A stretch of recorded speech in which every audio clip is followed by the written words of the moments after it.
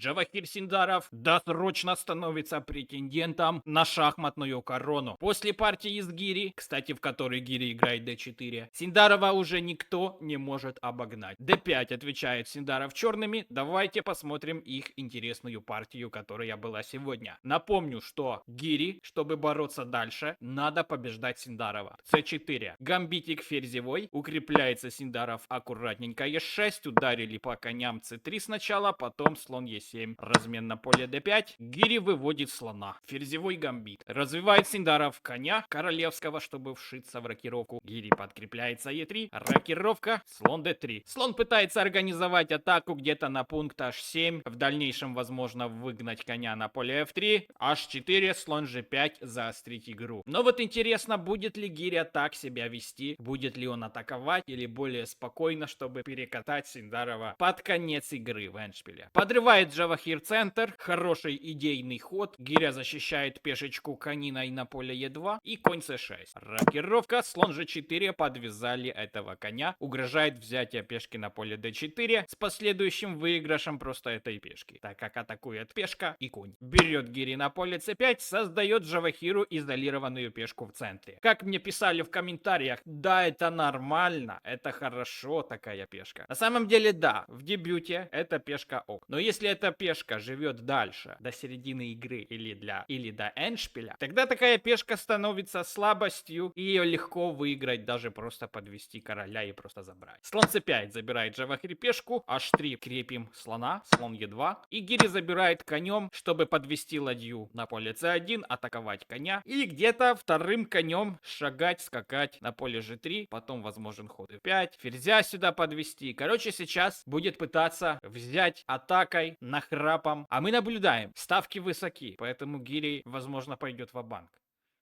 d4 сначала у нас следует. Джавахир правильно делает, что пытается скинуть эту пешку. В случае размена слон d4. И если брать сюда конем, тогда ферзь d4. Шаха на h7 нету, так как ферзь защищен. Скрытого шаха нету. Попытался Джавахир скинуть свою изолированную пешку, но Гири пихает ее дальше, чтобы на закуску ее оставить. Зачем ее менять, если она слабая? Под конец партии мы с тобой разберемся. Ладья e8, нападение на пешку e4 и конь g3. Коник аккуратненько защищает. Серьезные планы имеет Гири: связать коня слоном на g5 и двинуть коня на поле h5. Сдвоить пешки на f6, подвести ферзя с матовыми угрозами Джавахиру. Но Джавахир не зря претендент уже досрочный. Это вам такой легкий спойлер, ребята, за то, что вы мне лайк поставите и подпишитесь на канал, ведь в ноябре будет матч на шахматную корону с Гукешем Домараджу, у которого шансов нету. Это мое мнение, что у Гукеша нету шансов против Джавахира. Можете заскринить,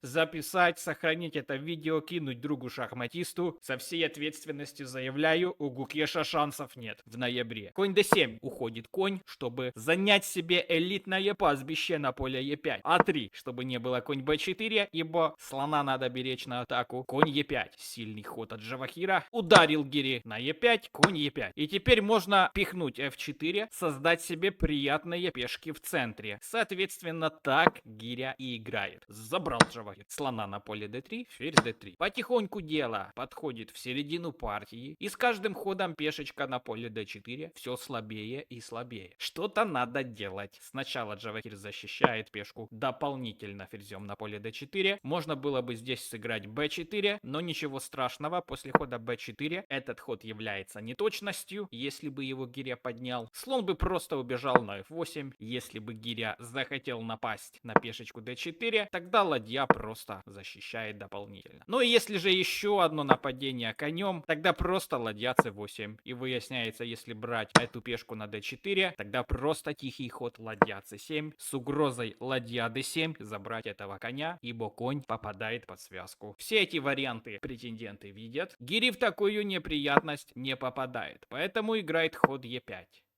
Можно было бы забрать пешку на поле b2, но есть риск после взятия ферзем на поле b2, есть риск хода ладья b1 с разменом пешки на b7, неприятная ладья на поле b7 Синдарову не нужна. Поэтому он аккуратно понимает, что ничья ему на руку, ничья окей, предлагает размен ферзей, соглашается на порчу своей пешечной структуры. Бьет Гири ферзя, понимает, что у него возможно появляются шансы на эндшпиль, так как пешка слаба. Еще две две пешки не фонтан, только слон. Но зато смотрите, какой конь у гири. На Е4 станет, потом на d6. Пешку можно заблокировать ходом ладья d3. Играть этот эндшпиль белыми одно удовольствие. И гири, конечно, это понимает. Конь Е4 нападает на слона, слон b6. Если двинуть пешечку дальше, на белом поле слон уже ее не защитит. С удовольствием, с кайфом задвинул коня гиря на d6, e6. Убежала ладейка и конь c4. Скачет этот педальный мистер, угрожает продвижение f5, захватывая пространство на королевском фланге. Потом еще g4. Гиря тут монстр, зверь. Чтобы как-то контратаковать центр, Джавахир играет f6. И теперь при случае, если последует f5, можно дать шаг d3. После король h2 просто ладья c6. И в случае, если гиря заберет этого слона, последует АБ, раздваиваем пешки. Что-то надо думать с пешкой f6. И пешка на d3 из слабой пешки становится сильной, так как ладья d8, потом вторая ладья заедет сюда, на d5 при случае поддержит. Так что все хорошо. Поэтому после хода f6 мистер Гиря играет ладья d1. Забрал. Ладья d8. Укрепляет Синдаров свою пешку. Будет пихать ее легонько в ферзи. Ладья сюда. Шах. И король f1. Приближается батя к вечеринке на поле d3, чтобы просто разменяться, поменяться. Слон c7 уходит. Претензия к пешке на поле e5. И в этот момент Джавахир Синдарович кидает все свои силы и усилия на то, чтобы забрать пешку на поле e5, разменять ее на свою слабую d3. Ладья e4. Все прекрасно Гирич понимает. Ладья d5 сюда. Король f2. И падает пешка на поле e5. Невелика потеря, говорит Гири. Разменялись.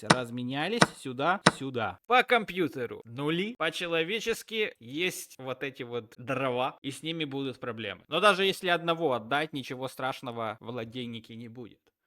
Но Гиря настроен побеждать в этой партии, ведь на кону бабки, почет, возможность сыграть с Алиэкспрессом с Индии. Ладья b5, Синдаров атакует пешку, b3 аккуратненько, лучше было бы запихнуть b4, чтобы облегчить Синдарову занятие хода 5. Король сюда, а4, пододвигаем эту ладью, ладья b7. Ладья прикована к защите своих пешек. В этом недостаток этой фиговой антипловной структуры. Король e2 подошел, король в центр, шах, король сюда. Белый король все же пододвигается куда-то, чтобы войти как-то, попробовать на поле А5, забрать пешку А6 и, возможно, где-то через поле Б4 подменять свои ладьи, чтобы просто пешечник выиграть. Синдаров понимает, видит, фиксирует, забирает у белого короля поле Б4, ладья сюда. G6. Укрепляемся, защищаемся. Черным достаточно ничьи. Король подходит, Гиря собирается побеждать, идет королем сюда. Фактор времени. Гиря отстает на 20 минут, не подвисает, как и остальные противники Синдарова. Поэтому как бы окей, играть можно. Если бы в первом круге Аниш играл более стабильно, у нас бы сохранялась интрига еще на один тур. Ладья c5 сюда, пошел пешкой вперед, e5. Джавахир укрепляет положение своей ладьи, где-то уже угрожают шахи на e2. Да, угрожают, но ничего критичного. Защищает Гиря пешечку крайнюю, шах, нету шаха, король побежал, так как угрожал ход ладья c4, чтобы отрезать короля. Представляете, что он думал?